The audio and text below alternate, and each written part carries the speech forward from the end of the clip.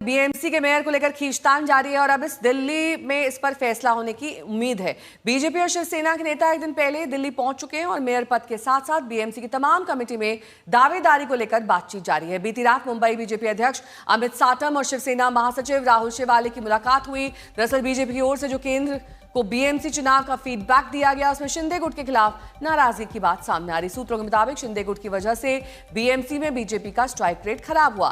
BJP का मानना है कि अगर बीजेपी खुद ज्यादा सीटों पर चुनाव लड़ी होती तो पार्टी आसानी से अकेले 100 सीटों का आंकड़ा पार कर लेती।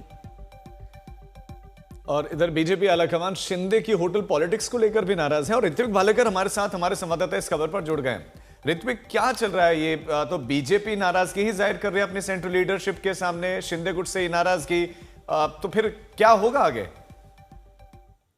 जी बिल्कुल, देखिए, जब तक सीएम देवेंद्र फडणवीस अपने दावोस दौरे से 24 तारीख को फिर एक बार महाराष्ट्र मुंबई नहीं लौटते, तब तक अधिकृत चर्चा तो होना बाकी रहेगा।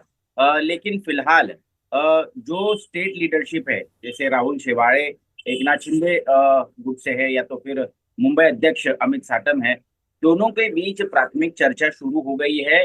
और ये चर्चा जो है वो सिर्फ मेयर पद को लेकर नहीं, बल्कि 75,000 करोड़ के बजट की जो बीएमसी है उसमें कई सारी अहम समितियां भी है, जैसे इम्प्रूवमेंट समिति है, स्टैंडिंग कमेटी है, फिर एजुकेशन है, हेल्थ है। तो इनपे बंटवारा कैसे होगा, यानी सत्ता के बंटवारे को लेकर प्राथमिक बातचीत अब इन दो नेताओं में शुरू हो चुकी है और ये दिल्ली में हो रही है फिलहाल। अब देखना ये जरूरी है कि मेयर पद को लेकर कैसे सहमति बनती है, क्योंकि उसको लेकर अब मुंबई की गलियों से दिल्ली तक ये उठापटक जो है राजनीतिक, वो देखने को मिल रही है। बहुत बहुत शुक्रिया इस तमाम जानकारी के लिए आपका।